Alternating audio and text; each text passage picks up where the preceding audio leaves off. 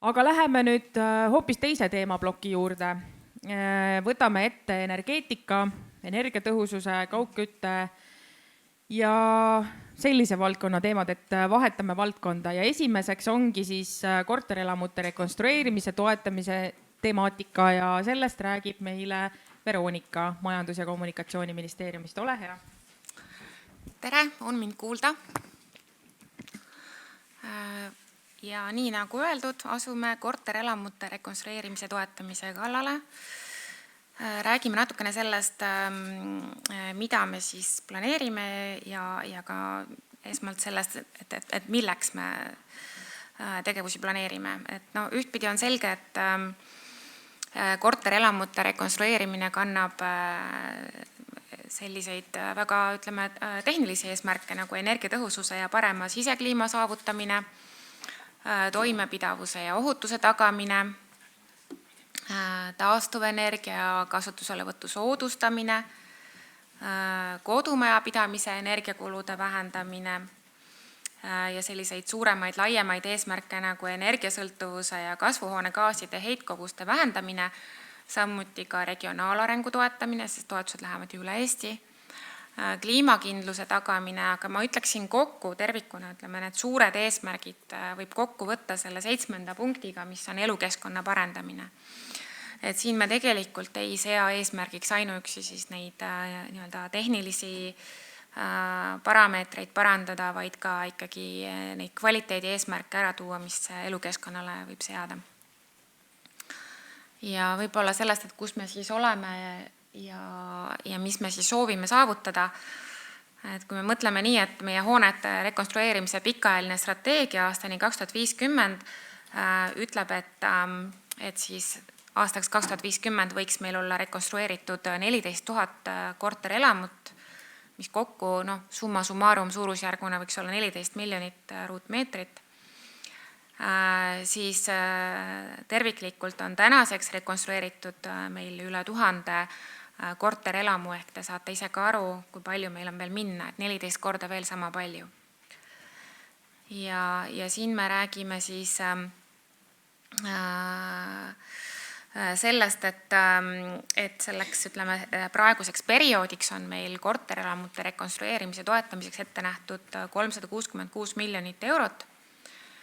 Ja seesama summa siis hakkab ajas laotuma kogu selle perioodi peale sellises kasvavas jaotuste mahus, kus me näeme, et just lähiaastateks eraldatud toetused peaks toetama seda pikaajalist strateegilist eesmärki siis võimalikult hästi. Ja võimendada on siis võimalik kuni 1000 korterelamu projekti. See suurem niisugune selline moto on vähendada elamute sõltuvust fossiilkütustest. Ja nüüd need tagumised read, kes seda kolmnurga diagrammi hästi ei näe, siis see diagramm toetub siis kolmele punktile, mis on siis just see taastuvenergia lahenduste esileseadmine, küttesüsteemide uuendamine ja kaugküttega liitumine ja investeeringud kaugkütte elektrivõrkudesse ja just ka see energiaallikate mitmekesistamine ja energiasääst. Ehk et me räägime võimalikult arukatest investeeringutest. Ja kui me mõtleme veel sellele, et milline on siis veel, et kus me oleme ja millega me peame tegelema, elanike enda teadlikkus sellest, miks siis elamufondi rekonstrueerimine ja energiatõhusus oluline on, võib-olla ei ole sealmaal, kus ta võiks olla. Et kuigi 38% elanikest peab oma teadmisi energiatõhususest heaks või väga heaks ja 77% elanikest peab oluliseks, et Eesti liiguks energiasäästlikuma tarbimise suunas, siis ütleme nii, et elanike hinnangul, kui me vaatame siin Kantari aruandeid, arvatakse, et energiasäästu saavutamiseks tuleb tegeleda eelkõige tööstussektoriga ja nii arvab 78%, kuigi samas, kui me vaatame seda, milline on hoonefondi ja just elamute energiatarbimine, siis tegelikult on siin just vaja tegutseda. Aga ütleme nii, et siin on teatud käärid siis selle vahel, mida inimesed ise arvavad, et kus probleem on ja kus probleem tegelikult siis nii-öelda statistika ja uuringute baasil on. Ja see ongi see, miks me tegeleme ühtpidi teadlikkusega. Loomulikult tuleb tehnoloogiat arendada ja siin on kõik teha sellise tootmise niisugused uued suunad ka fookuses. Ja just toetuste puhul siis ka me näeme seda, et me oleme järjest enam liikumas sellise regionaalse vaate poole, ja samas ka just selle tervikrenoveerimise ja tegevuste terviklikkuse poole. Ja siis on veel eraldi teema finantseerimine, mis siis et kus siis laenud ja käendused saavad appi tulla veel toetustele. MKM-is, Majandus-Kommunikatsiooniministeeriumis me oleme käsile võtnud Buildesti projekti, mis kestab aastani 2028. Selle maht on 16 miljonit eurot, kus me koos 18 partneriga siis ka nende teemadega tegeleme. Ehk et siin on käsil finantsmudelite, tehniliste lahenduste väljatöötamine, tööriistade väljatöötamine ja ka nende piloteerimine. Ja need laiad suured eesmärgid, mida me siis oleme sihiks seadnud, on just see vastupidavus muutuvale kliimale, jäätmetekke minimeerimine, keskkonnateadlik renoveerimine, nutilahendused, digitööriistad ja just ka see võtmerühmade teadlikkuse kasvatamine. Ja partnerite seas on siis akadeemilisest sfäärist kuni ettevõtete ja siis suuremate selliste asutusteni kõik kaasatud. Ja nii võibki öelda, et me toetame kokkuvõttes hea elukeskkonna loomist, kus meil ongi siis abiks korterelamute rekonstrueerimise toetus, siis samuti käenduse ja laenu võimalused ja palju on abiks ka KredExi ja maakondlike arenduskeskuste nõustamisteenused ja see abi. Me vaatame ka sinna poole, mida Ida-Virumaal on vaja teha tühjade kortermajade ümberasustamise toetamisel ja täitsa omaette teemana on fookuses ka kaugküttevõrgu investeeringute toetamine, mis siis KIK-i alt on tulemas just siia rekonstrueerimistoetuste juurde. Ja eraldi on siis Rahandusministeeriumil veel olemas linnapiirkondade arendamise meede Ida-Virumaa suunaga.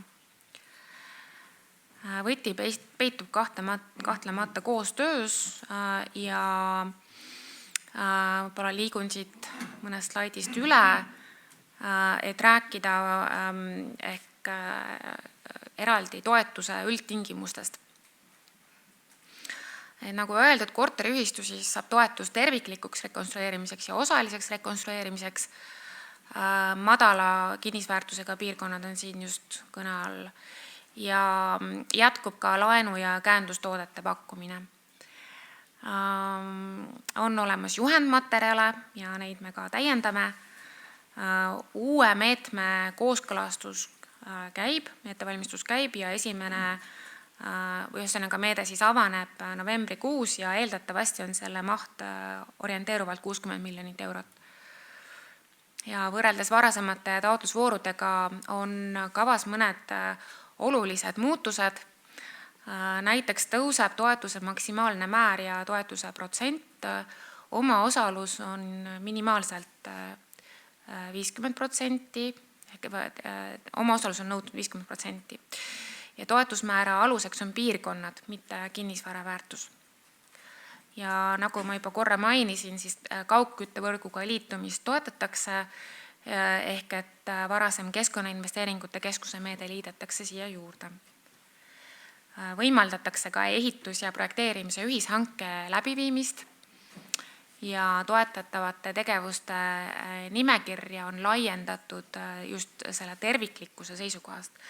Mida ma selle viimase punktiga mõtlen?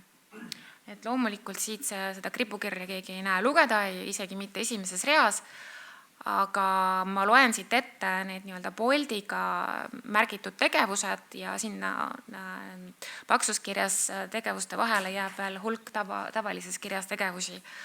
Aga siis nii nagu varemgi on siis abikõlblik fassaadi rekonstrueerimine ja soojustamine ja seal hulgas siis tehases eelnevalt valmistatud välisseina elementide paigaldamine ja nii edasi.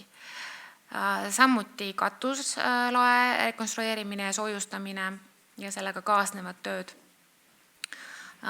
Samuti ka keldri rekonstrueerimine ja soojustamine. No, siin võib ka mõelda selle peale, et kui me mõtleme ka just selle kaugküttega liikumise ja küttesüsteemi rekonstrueerimise või asendamise, tasakaalustamise peale, et võib ju ka mõelda just praeguses, ütleme seal uute kriiside valguses sellele, milline siis võiks olla korteriühistu või korterelamu toimetulek kriisi olukorras, et säiliks siis küttesüsteemi toimepidevus ja toimivus ja kas näiteks keldrite puhul oleks mõistlik mõelda siis keldri osaliselt varjendina kasutusele võtmise peale.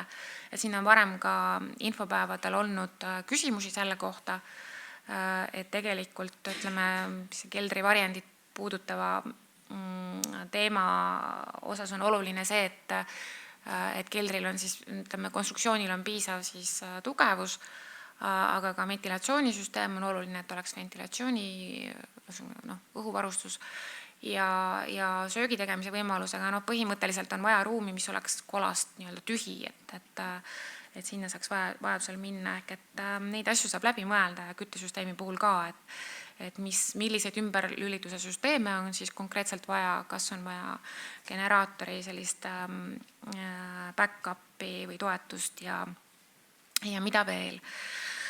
Et siin ka võiks muidugi korteriühistute ka koostöös siis selle asjad läbi mõelda, elanike tasandilt, juba rohujuure tasandilt alates. Mida siis tegelikult vaja on. Ja neid asju saab siis nii-öelda projekti sisse kirjutada, nii nagu siin need toetused võimaldavad.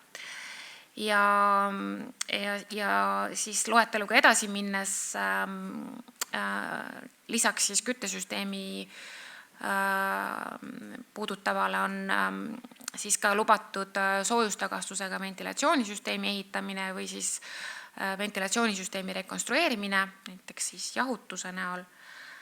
Samuti lokaalse taastuvenergia kasutamiseks vajalike seadmete soetamine, ka lifti juhtimissüsteemi ajami osaline või täielik rekonstrueerimine, aga siia juurde ka näiteks elektriauto laadimistaristu paigaldamine või siis juba ka asendamine, rekonstrueerimine ja sellega seotud tööd. Samuti rattaparkla, jäätmemaja paigaldamine, ehitamine ja hoonesse sisse- ja väljapääsu tagamiseks siis trepimademetele panduste, käsipuude paigaldamine ja nii edasi. Ehk siis siia ka kontaktid, kelle poole saab vajadusel pöörduda, et väga palju on abi siin just KredExi inimestest, kes projektidega ja meetmetega igapäevaselt tegelevad. Majandus-kommunikatsiooniministeeriumis on seni kõige enam süvitsi tegelenud Raiko Puustusmaa nende teemadega. Mina olen uus inimene elamu valdkonna juhina, elan teemadesse sisse, viin end kurssi järjest paremini. Seni kuni oktoobri lõpuni võib Raiko poole pöörduda ja siis ka KredExi poole pöörduda. Et mina praegu tänan, kui on küsimusi, siis vaatame, mis oskame vastata. Aitäh, Veronika. Nii, andke palun käega märku, kui teil on küsimusi. Jõuame paar küsimust võtta. Nii, siin ees reas on küsimus. Tere. Lihtsalt täpsustuseks, et kas see nüüd selle ploki lõpp või on siin midagi nagu ettevõtjatele ka suunatud või see on kõik puhtalt hetkel korteriühistutele ja rohkem sellele sihtgrupile, eraisikutele nii-öelda? elamuvaldkonna poolelt jah, me räägime korterelamute rekonstrueerimise. No võib-olla mitte siis elamuvaldkond, vaid ma mõtlen energiatõhusus, taastuvenergia laiemalt. Et kas see on hetkel täna käsitletud ainult elamuvaldkonnale või läheb siit veel kuhugi edasi? Ettevõtete ressursitõhusus, sealhulgas energiatõhusus on üks teemadest, mis tuleb ka pärastlõunal veel jutuks. Nii et praegu me räägime elamutest, selle järel tulevad kaugkütte investeeringud, mis puudutab kohalikke soojaettevõtteid kindlasti, aga kui te mõtlete laiemalt ettevõtete ressursitõhusus, energiatõhusus, siis see tuleb pärastlõunal. Nii et põhimõtteliselt on meil seal kavas rääkida ringmajandusest, jäätmemajandusest, ressursitõhususest, nii et see on siis pärastlõunal. Selge, aitäh. Nii, seal taga on küsimus. Öelge palun oma nimi ja organisatsioon ka. Tabrel Brits, Utilitas Tallinn. Lihtne küsimus, et kas kaugkütte toetamine on plaanis ka eraldiseisvana või see on ainult paketina rekonstrueerimistoetuses? Need variandid on meil hetkel arutamisel, aga kaugkütte teema tuleb kohe järgmise ettekandena, need on eraldi toetused ka. Et siin me toetame siis korterelamute sidumist kaugküttega, aga kaugkütte teemad tulevad järgmises ettekandes kohe pikemalt jutuks. Ja ma just pidasingi silmas seda hoonete liitumist kaugküttega, et see vist on selle, aga jah, ilmselt saab kuskilt määrusest ka lugeda seda, et on see tõenäoliselt avalik. Hetkel veel on kooskõlastusring, nii et hetkel veel ei ole avalik. Selge, aitäh.